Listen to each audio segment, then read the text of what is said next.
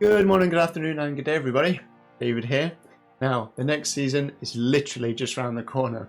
As of recording this, it is tomorrow, and we still know nothing about it pretty much.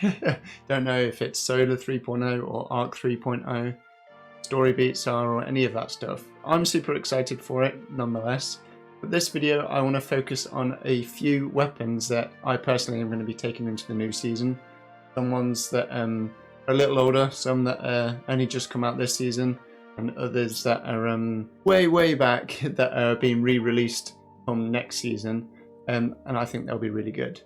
Then there's one other thing that I want to touch on, that if you're an SMG fan, it's going to be absolutely ridiculous, and no one else seems to be talking about it, so we're going to touch upon that in this video as well.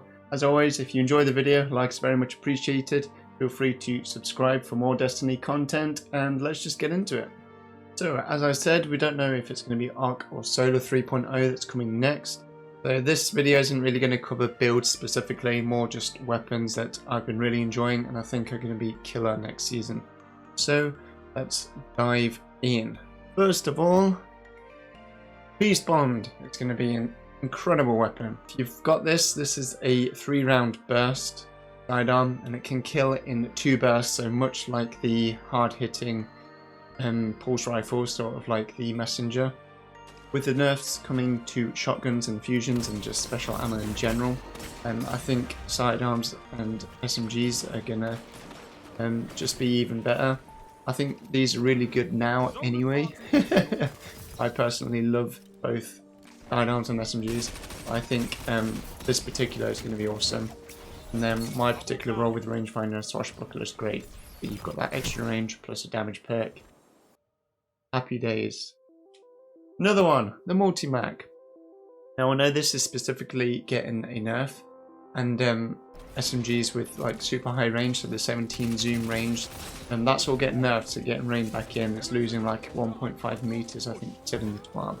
However, again, because of the special ammo changes, I think SMGs are still going to be really good, really viable.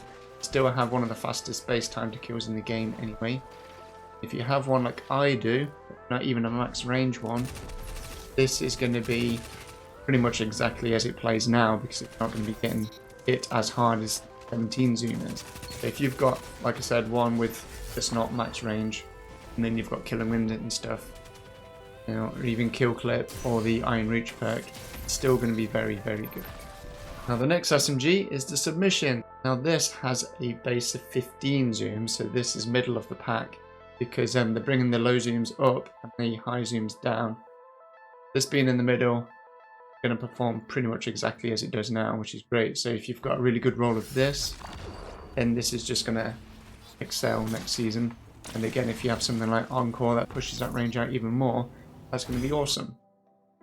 Now the DFA, one of my favourite hand cannons to ever exist in the game. I absolutely loved this thing. Worked so hard to get this to drop. But yeah, this is coming back. Now we don't know what perks and stuff it's going to get, and we're presuming it's going to get barrels again, but they may even swap to sights. Like, we don't know how they're going to bring this back.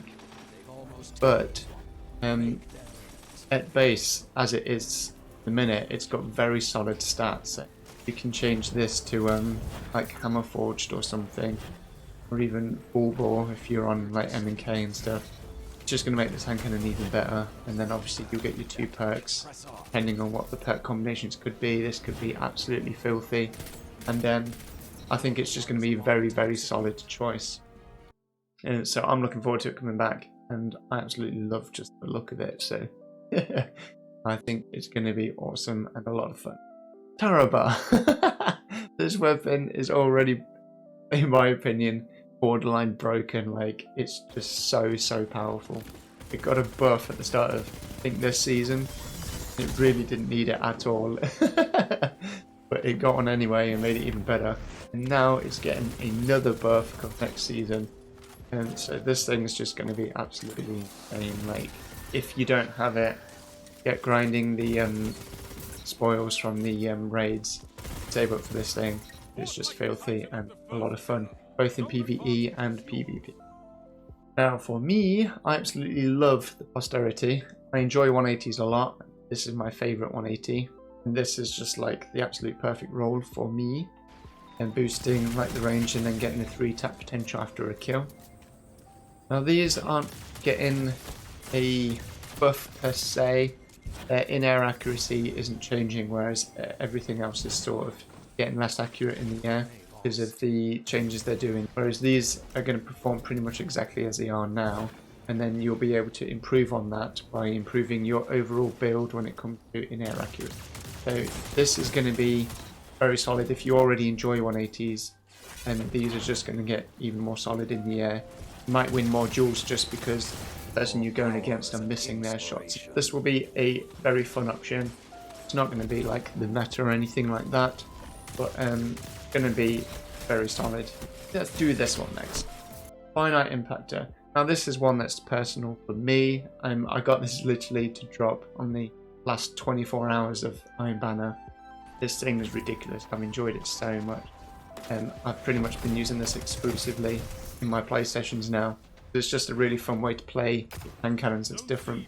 Now Cami Cakes has done a very good video breaking this combination down, and it was watching that video that made me want this roll, and he broke this specific roll down with all the barrels and everything as the best possible roll you can get, so I was super lucky to get this.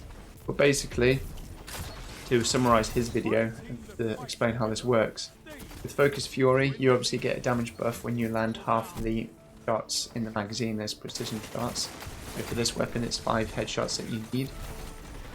Now because the base stats of this weapon aren't ridiculous like they are for like the palindrome, if you're fighting more at range, there is a higher chance you will miss shots and stuff just because you're not getting that aim assist over range. But whereas this, normally with Focus Fury you would like lose out on those shots and you would have to like reload and start again. Sideways on this weapon allows you to refill 2 shots back into the magazine. It doesn't reset the count for Focus Fury. So you could land probably like 1 headshot in your magazine of 10 to keep sliding, keep getting ammo back, and eventually you would still proc Focus Fury. And this at the minute is the only hand cannon that can roll this combination, and it's just so rewarding and so fun to sort of get that procced, and to, like I said, it's just a very different way to play with hand cannons that I've been enjoying a lot lately. And with high caliber rounds, get that extra flinch and stuff as well, so this is just a very solid option. So I'm going to be taking this into next season, and I'm going to enjoy it nonetheless. But if like this combination or something similar, if you get slide shot on say the DFA for example, it'll be even better. The base stats on that weapon are better, so keep an eye out for this combination on like future weapons. And if you have this in your vault and haven't tried it, definitely take it out, because it's, like I said, it's just incredibly rewarding and satisfying to get like 2 taps going with Focus Fury and Charge with Light builds and stuff like that. Now the BX Horror. So lightweight pulses are getting a buff. They're getting their not their optimum time to kill changed, but their ease of use to obtain that is getting easier. So your headshot to body shot ratio is changing. So it's just going to make these more consistent. The one trouble I have with this archetype at the minute is leaving people literally 1 shot if you miss like 1 headshot. Even though this is spec'd as a legacy frame, this is actually benefiting from the lightweight changes still, and Bungie have confirmed that. So this is going to be even more ridiculous. So I absolutely love this thing already, and it's just going to get more consistent. So grind one out for sure. Now this is the secret weapon, the thing that no one else is talking about. That is I think gonna just be absolutely ridiculous next season. Now it's not the Hero's Burden specifically, but it's the adaptive frame SMGs. So if you look here in the TWAB, Bungie have said changing the zoom on SMGs, covered this already, changing 17 down to like 16 and stuff, and the 13s up to 14, 15 being sort of the middle of the road. And then this part is the important part. So we like adaptive SMGs and are starting to make them again. They haven't made these in so long. But in their current form, they kill a little too fast with body shots, so they're reducing their body shot damage to basically extend their time to kill if you're hitting body shots. However, that does not matter with the adaptive frames because they're so consistent, so easy to control after the change to the screen shake that Bungie did a while ago. You hit headshots so easily, especially with a role like this that has Zen Moment or something to increase that stability even more. Loads of people did videos about this a couple of seasons back saying that this was the best SMG in the game and it's no longer obtainable and all that stuff. And I think that's going to be true going into next season. Just the consistency of these SMGs is ridiculous. You can get something like kill clip or a damage perk, and with these being like 900 rounds a minute as well, they've got the fastest base time to kill in the game, and then damage perk will take it even further. Like, it's just going to be absolutely insane. So keep your eyes out for whatever adaptive frame comes out, what perks are available on it. Make sure you get a god roll because it's just going to be insanely good. Now, another favourite returning is the Horror's Least. Now, I absolutely loved this thing, one of my favourite weapons in the game again, along with the DFA. Absolutely stoked that both of those are coming back. The Horror's Least is a rapid fire frame, so these are super strong at the minute. Hence why loads of people have been using the Peace of Mind.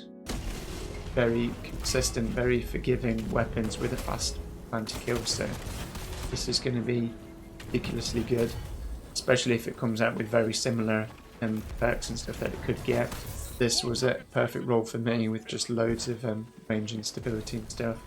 Rangefinder and again a kill perk to push that time to kill even more ridiculous, so definitely grind this out. Both this and the DFA will be adept versions as well because they're Nightfall weapons, so you're going to be mad to not want to grind these. They're going to be insanely powerful.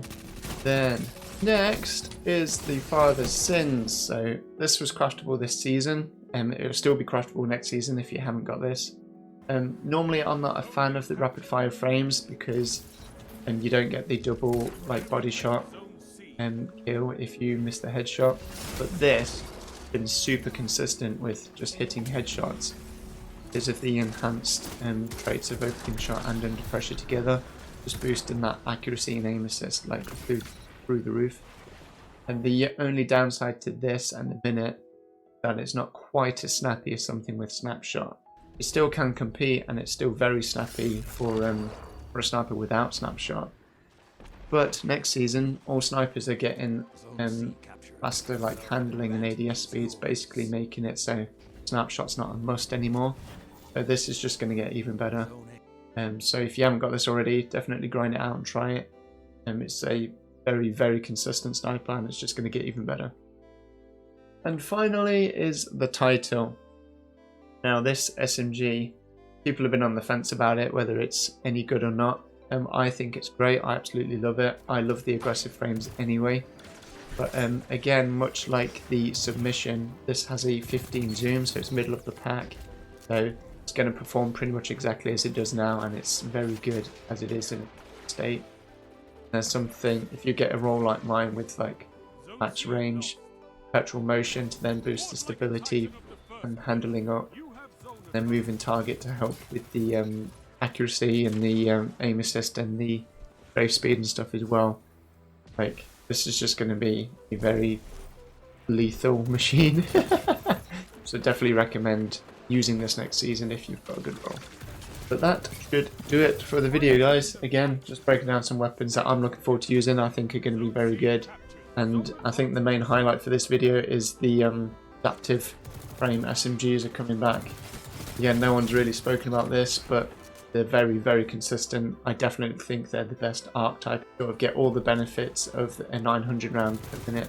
You get the consistency of the adaptive frames, so it's win-win. If you've enjoyed the video, again, a like is very much appreciated. Get these weapons out the vault if you've got them. If not got them, grind them. Most of these are available next season as well. Things like the BXR and whatnot are not going away, so definitely invest time into getting them. I am looking forward to it. Hope you guys are as well. I shall catch you when the new season drops. So take care, guys, and I shall see you very soon. Bye bye.